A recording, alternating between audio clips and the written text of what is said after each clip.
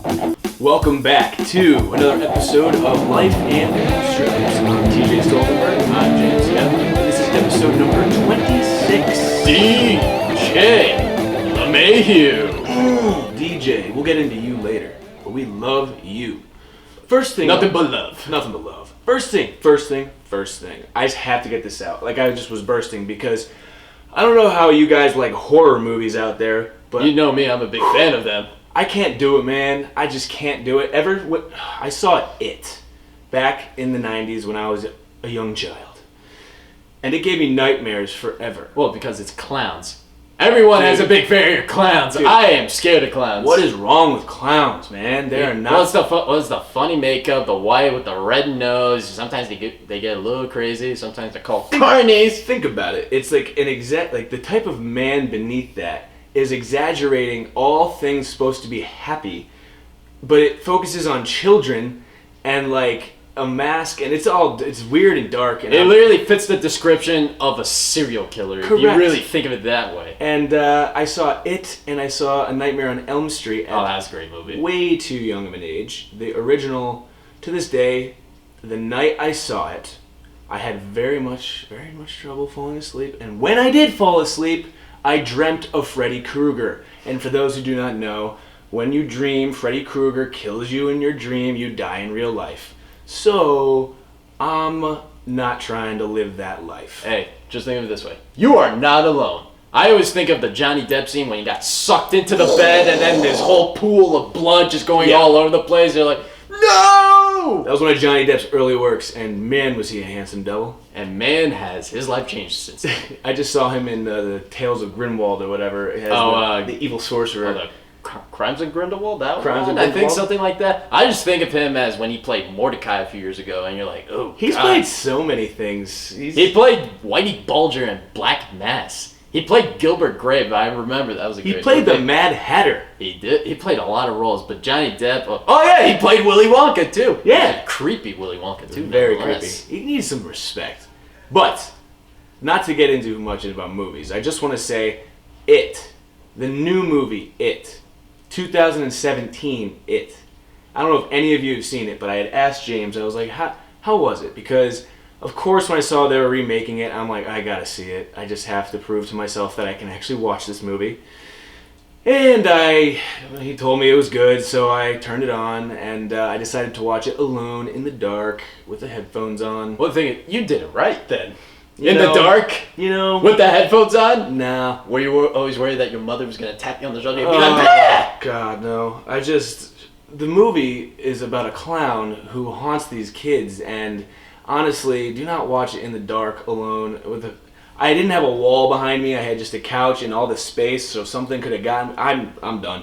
It's a movie that if you want to watch it with a girl, so you can squeeze her and then be the one who's like, oh, I'm not afraid, pretending not to be afraid. But don't watch that alone. I tried to prove it to myself, and I proved nothing.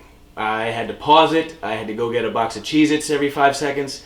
I couldn't make it through. Oh, I learned something. TJ is afraid of horror movies, so I am. We're gonna pop one in next time we hang out. You want to know why I'm afraid of horror movies? Why? Because I dive so deep into these characters, into this movie. I have complete suspension of disbelief. I am... All movies are like that. Yeah, but you know what, dude? One of my biggest pet peeves, I was watching World War Z in the movie theater. Okay, that was a good movie. Great movie. With my buddy Ryan Ianni, another fellow movie enthusiast, and there happened to be a group of girls a few rows in front of us that just were laughing anytime a zombie was on, like, you know, it's like, we get it. Why are you even in this movie if you're going to be like that for this? People who are trying to be in this experience and be afraid and feel what these characters are feeling, you're completely, A, either not able to connect to them like we can, or B, put yourself out of your own head and actually enter someone else's emotions and live through them through a story or a narrative that's terrifying. Just suspension of disbelief is a tool. Use it. It makes everything more exciting when you watch a movie. Also, the generation of horror movies is just flat out just terrible, by the way. You look at the movies like Friday the 13th, Nightmare on Elm Street, Halloween, those movies that get you every day, every night, and then you get this. Well, you know what it was? It was because CGI. CGI really... People actually use special effects. Well, they used makeup. They used all those things, like The Thing. Think of it that way. It was real. Recommended, by the way. And the It clown, back in the 90s when it was made, it was terrifying because it was so real. And anything that was of the imagination you still thought was real because it was based on reality and physical things. Now, this new It did have a lot of CGI, but it was a lot of really creepy good makeup too. Of course. So, I don't know, but you're right. There was like a middle decade there, in like the 95 to 2005 era, like in the Grudge era. The reason why the Grudge and the Ring were so good is because like they started breaking your mind down, but there was a lot of things that were physical. Yeah, a girl climbed out of a well and out of your TV. Out of your TV. I mean, come on, that's already scary as it is. But that's terrifying. And oh my God, the scene in the new It, spoiler alert, but not really, when they had the slideshow projector going. Oh. And it just started going on its own. And it went on its own. It's like, what's happening? What's happening? And then the mother's face turned into the clown. Yep, that is very. And then they turn it off, turn it off. They kick it, it goes off kilter, and then it keeps playing on the wall, and then all of a sudden, bah! The actual clown pops out of the friggin'. Oh my God, I can't do this. Super digressing, by the way. Super digressing. So how do we go from DJ LeMahieu to clowns? How is that a thing? Because TJ Stolzenberg is a moron. James Evan is probably double the moron too. I heard especially a story that you might want to share with us. It's about bro code, ladies and gentlemen. As you may know, a bro code is almost like a contract, for us bros. An unwritten contract. It's unwritten contract, it's just being like, you guys, we do not mess with anything to affect our brotherhood, the friendship, and all that other stuff. Usually the bro code comes down to another line, bros before hoes, and sometimes it pertains to a woman. If there's a woman coming in between two guys, that you just don't let it happen. You just keep your friendship, and then you let the girl say, hit the highway. Yeah. But James, tell us a little story about your bro code issue. Okay, so my bro code issue was go on Tinder. Yes, I know. I went back on the dating apps because I was just bored one day. They all know James is a hungry man. Yes, obviously. Anyway, the point is that so I matched with a specific female. She's nice. We're all talking. Things are going. It's like, oh yeah, I want to see each other someday. So then I go up, but seal the deal. Things happened. Later on, after the deal was sealed. I noticed that she looked a little bit familiar until I realized it was my friend's ex. I'm like, no! Oh boy. This was my reaction. I'm like, what am I doing? What did I do? Did I ruin myself? I have one comment and question that I think people listening might want to ask too. Okay. How did you not realize who it was beforehand? Because it didn't come across my mind, obviously. A lot of things happened in the mind of the James Yevon. I guess you had the eye on the prize, and the prize I wasn't thinking about it. Then next thing I'm like thinking about, then I'm like, oh my goodness, what did I do? I'm like, jeez, I'm like, what did I do? But as we know, James is a gentleman. Of course. Even when he's in a mistake or in the middle of preventing another mistake. How did you handle this? So I asked permission from my friend. I actually texted him, this happened. Are you okay with this? He said yes, he's fine with it. I did the you sure? Because, you know, when people say yes, it's okay. Because you don't know if you're 100% sure. I'm like, are you sure? Are you sure? Are you sure? Are you sure? Are you sure? Because at first, let's be real, all men in that scenario. Actually, I've been on that end once. I've been on the end of the receiving end. A buddy of mine, my ex, this is back in like high school and college, whatever. Wow. It was a while ago. But he texted me being like, hey, is this okay, whatever. And I, of course, at the time, I was still heartbroken over that girl. And I was like, yeah, it's fine. Don't worry about it. But this reminds me of another bro code story that's quite similar, but very different at the same time. I don't know. By the way you told me, it kind of connected in a way. In my college days at the University of Connecticut. Great place. Great place. There was this group of friends, my boys, the 9. I've been to 2 of their weddings this summer. It's been phenomenal. Shout out to you both, Mike Cook and Drew Fosher.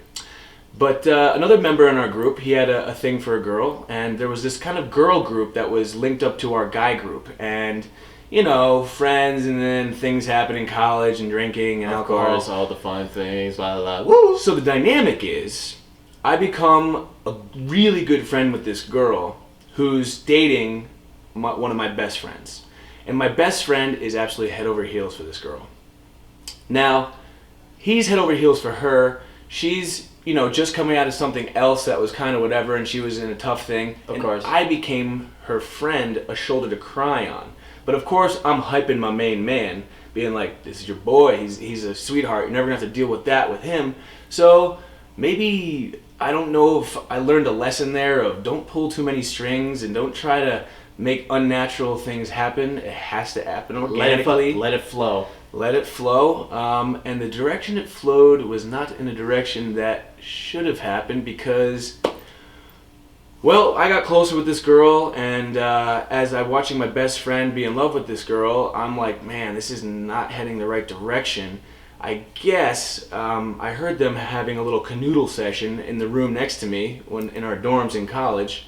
It's about 2 a.m, and I hear the noise stop. I hear a door open and slam, and I'm like, oh, what was that?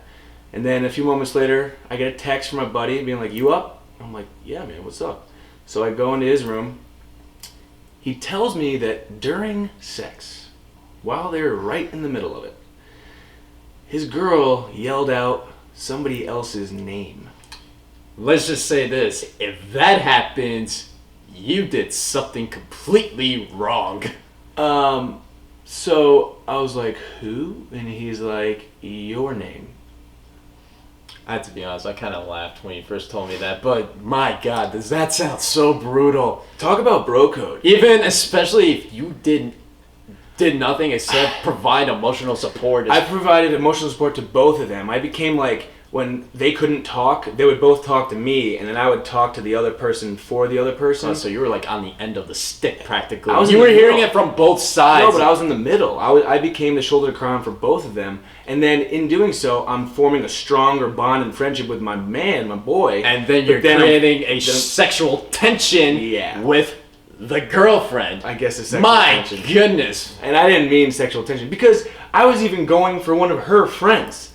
This girl that I could not get out of the friend zone with, so it wasn't like I was like overtly going for this girl at all. It just happened that way in a way. And to this day, I still feel like a pit in my stomach for that moment. And what do you say to your friend? Like, I'm like, of course I said, I'm so sorry, man. And then like for weeks, like we tried to... Did it get weird between you guys? You know what? Here's the reason why bro code works.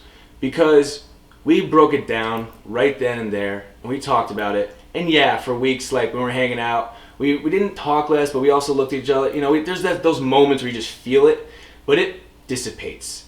You know, what stays strong is a bro code, a friendship, and some girls will come, some girls will go, some girls will stay, but not for very long sometimes. Not very long or forever, who knows? But if it's there and it's meant to be, the friendship of the boy and the other, my friend, will stay. If a girl comes in between that, you know, bro code has to be stamped down. That's also another thing I love about the bro code is the way you said it. You could fight about something, and we could make up 5 seconds later. Yeah. Girls, on the other hand, are mean. Oh my They're goodness. vicious. They will hold a grudge against you. You could be marrying somebody, and if she has the microphone, that friend will stand up and be like, "You did this." This is actually how many years ago. Totally true and nasty. Girls have psychological and bad catfights and warfare that goes on forever. Dudes, get it out and to get it over with quick. Oh yeah. It could escalate to physical violence, but it gets done. But then it gets figured out. You're just right back to pounding in, holding hands, and be like, okay, I'm sorry, everything's okay. Because you know how many times men and friends have fist fought. There's all this over the course of time. All this testosterone things, girls love breaking hearts and whatever. But then moments later, they're right back. That's just some of the men's ways out there, and I'm saying some females, not all females, but some females out there, I've seen when they have their friends' issues, they do this long, calculated, like text the friend. Oh my goodness. Remember, this is not all girls. This is just a few girls I've had experience of witnessing, because we cannot classify all this as one, not No, girls versus guys. No. That's not us. This is 2019. I know. There's many kinds of all kinds, and all are gifts. Well, apparently we learned that there's many kinds of different all kinds. There's many. This year. Well, yeah, 2019, man. We're supposed to be ahead of ourselves. Ain't that the truth? But I will say this: James's story I like because he handled it like a man. He could have Was it fun? Was it funny? Probably. Yeah, but not for you at the time. I bet but it was a big. Ooh, but you handled it right, man. You went right in there and you asked. Think of it this way. Think about how much of an ass I felt because you know that I'm not this kind of human being. I'm actually the nice, kind, soft kind of person, and doing something like that, it's out of character for me. Out of character. Well said.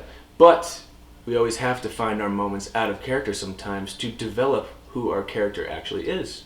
Now you know what you're not, or what you don't want to be. And you took a very true foot forward and said something to him and made sure it was all right.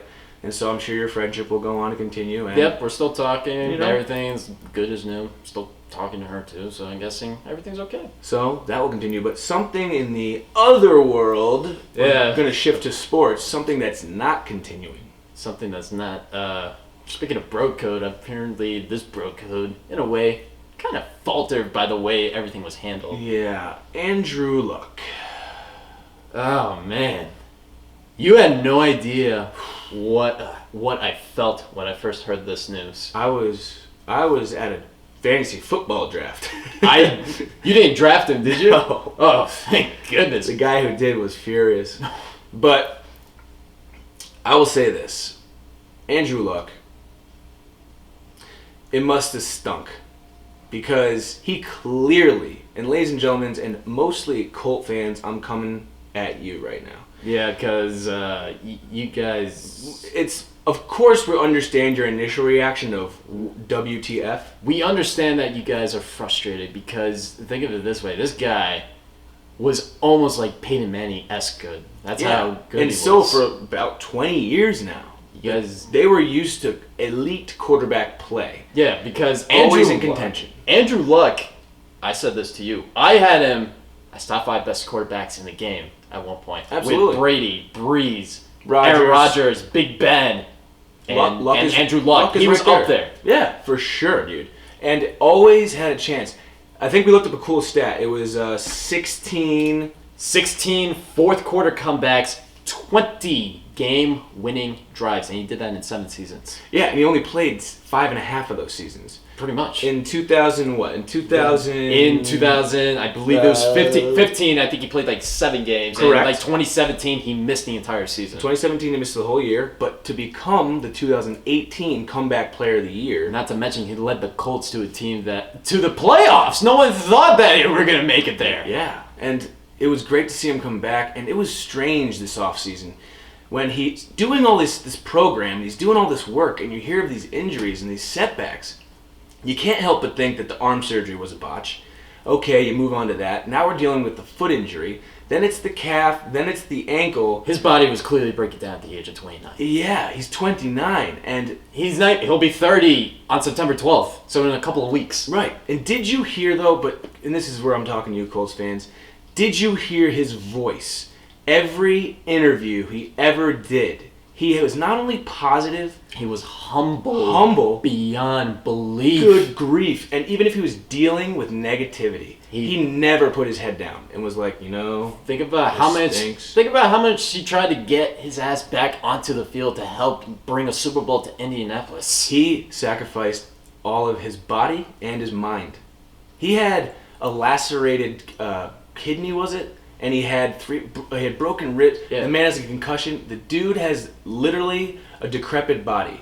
For a man at the age of 29 to call it quits, that means something was up. And not only weeks prior, he was still giving those interviews like, just got to do what we have to do to get back in the game. Yeah. I'm going to be there. I'm going to do this. It seemed like an abrupt decision. Well, think of it this way. This was the decision where everyone's jaw just dropped like this. I'm like saying to myself, I'm like, what? Andrew Luck retired? And I remember everyone's reaction at the fantasy football party I was at. Everyone was like, that's total lies. No way, no way. And it was verified because someone's like, yeah? Oh, yeah? Well, Adam Schefter reported it. I was like, When Adam Schefter reports in, Yeah. it's true. It's like, let me see that. And he said it. But think of this. I also had the same reaction to when Odell Beckham got traded to Cleveland. I'm like saying to myself, this can't be real. This can't be real. Adam Schefter reported it.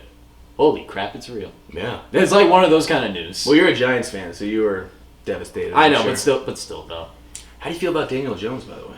Oh, he actually looks good in preseason right now. He's giving me a little bit of hope that... You know what I think that might do also? I think that might give Eli a little pep. It's not only going to give somebody he feels confident. He's got a job to fight for now after the last 13 years. With being by himself. A little bit more than that, too. I think he not only, he's like, you know what? I want to show how to do this job and do it right. Because he's going to hand the clipboard off to Daniel Jones. Eventually, yeah. So, in a way, he's not only fighting for his job, but he's still the quarterback to beat. And Daniel Jones is still young, but he did look good in preseason. And remember, folks, preseason is not much of a show. The defenses on teams... Here comes the cat. Here comes the cat. Wow, Say I was not hello. expecting...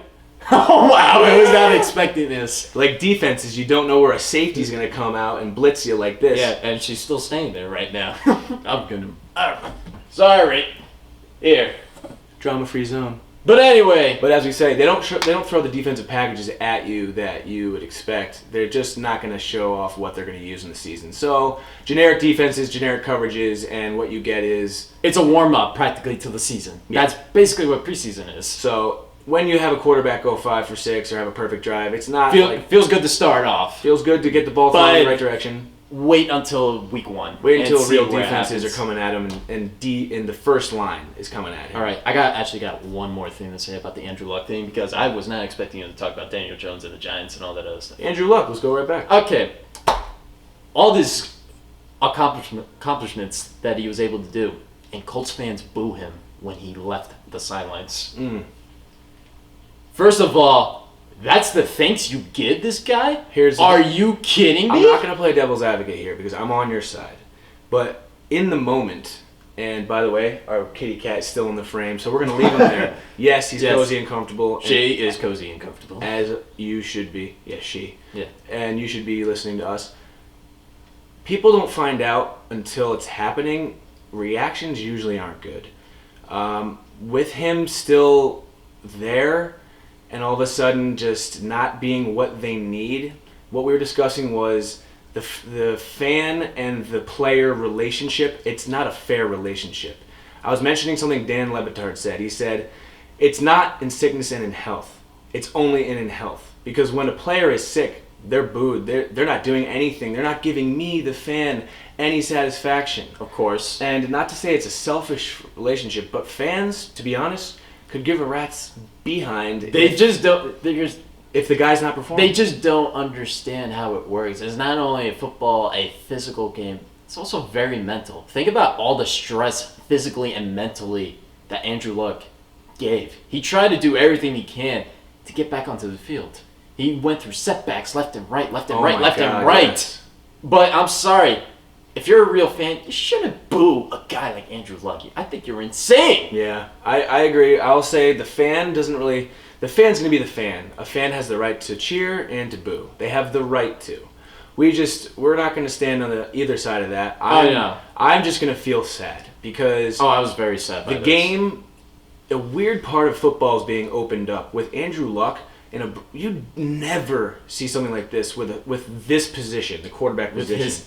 With that elite talent, because he does have a talent. Obviously, he's got a great arm. The game-winning drives, fourth quarter comebacks. He didn't intercept the ball that much. Only 2.5%, the time in his career. Yeah. So that means every time he threw the ball, 97.5% of the time was completed or incomplete, whatever. It wasn't intercepted. Yeah. But we will say this: Andrew Luck. Not only did you have 171 touchdowns, 83 picks, a career completion percentage of 60.8, so 61%. That's pretty spot on, by the way. That's a great career right there. You got comeback player of the year in 2018 after dealing with a sideline injury in the entire year 2017.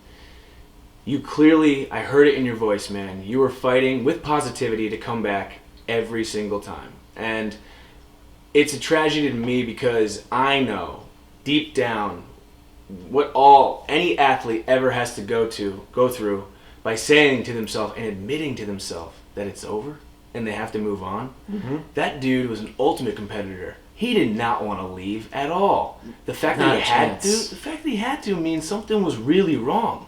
So he not only had his body broken, his mind broken, but now the fans booing and Felt like his heart is broken. Yeah, it felt like he let an entire city down. So, on that note, And then I think of Andrew Luck, the whole situation with him. I find it kind of similar. Man. It's very sad, but I also find it similar to an MLB player who retired, Troy Tulowitzki. Great talent. Yeah.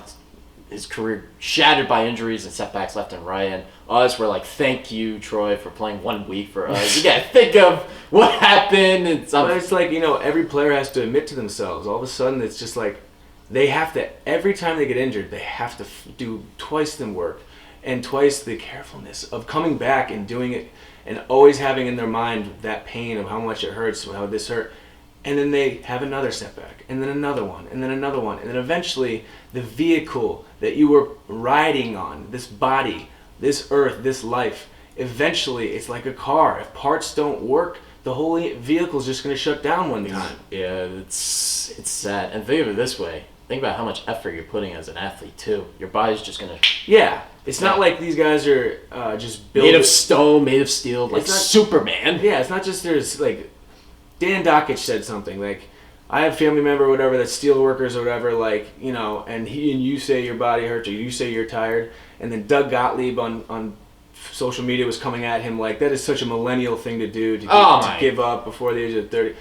Like, I'm glad that those two are getting blasted because so many people are saying, who are you to tell someone what's good for their life? Especially if you haven't gone through what they've gone through. Yeah, it's just like, it's one of those moments where you should just shut the F up, honestly. And, it's easy to take two different sides here, say, oh, but I'm taking right in the middle. I'm just only Andrew Luck. I'm thankful what you did, and I'm feeling sorry that you had to make that choice because I know you didn't want to. Like I said, I love the way you play. I thought you were a top 5 quarterback, and I felt like if he added a couple of rings, probably could have been the best quarterback right now. And my favorite thing about him? Not only was his intelligence on the field, the checkdowns or whatever, but honestly, he was tough.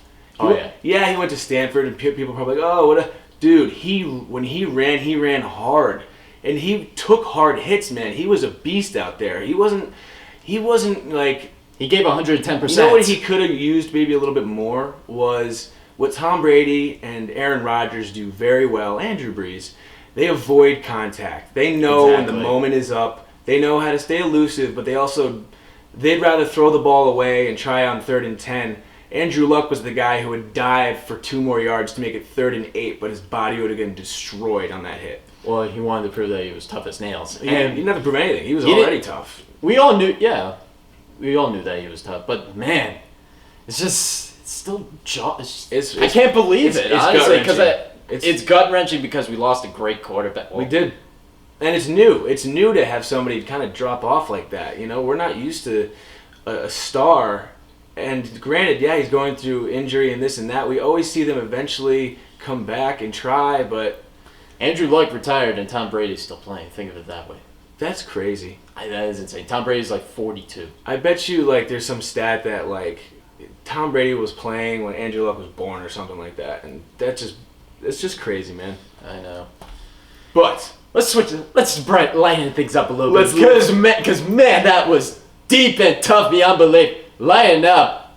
How about our Yankees? So the episode, DJ LeMahieu. We're gonna bring it back to the positive here. DJ LeMahieu, first of all, still MVP candidate, obviously. He should be.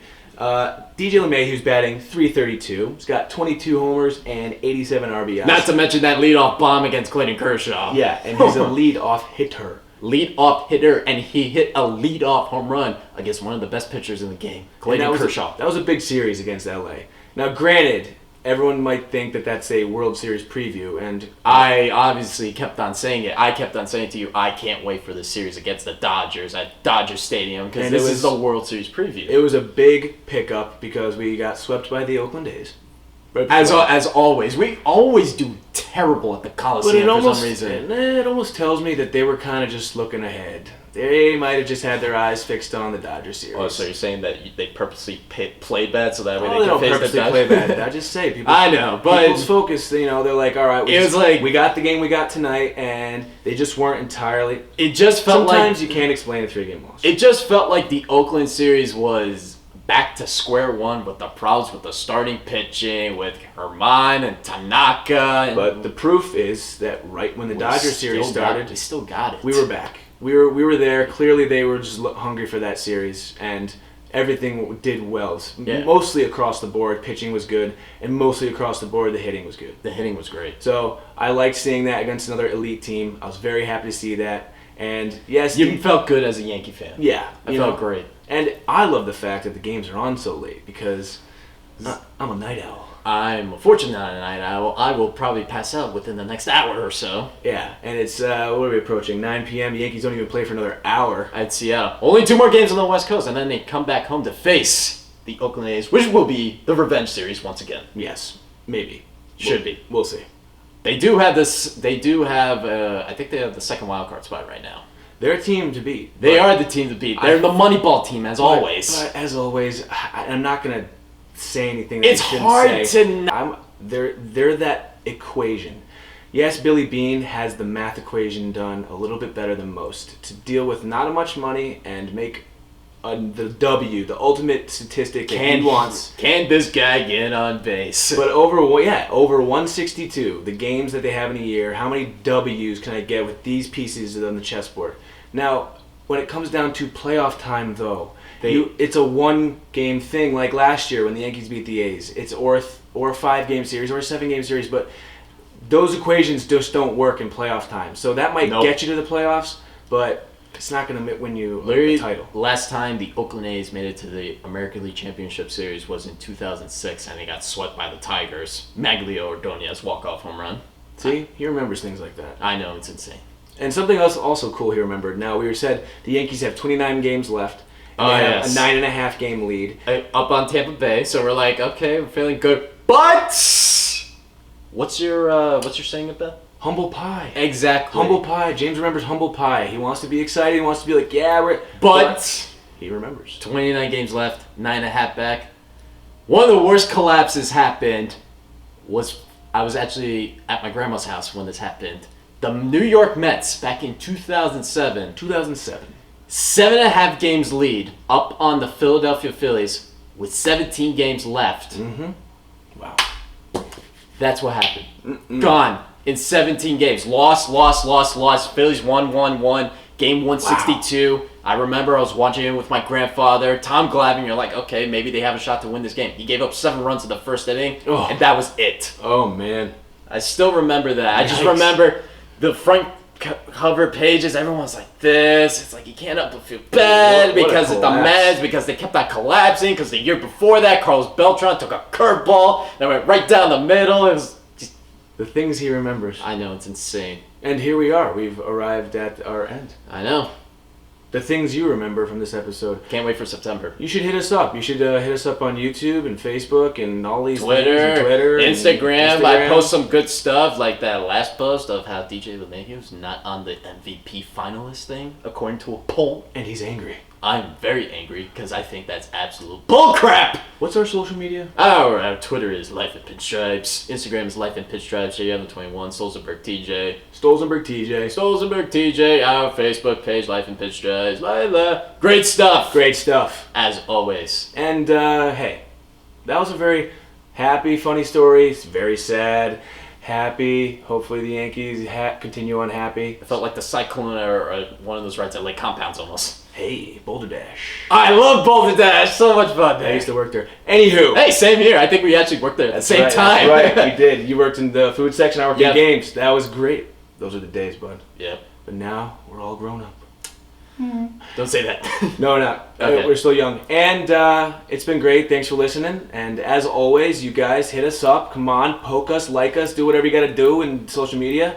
We don't bite. And thanks for listening. That's all. And never forget to rock and or roll.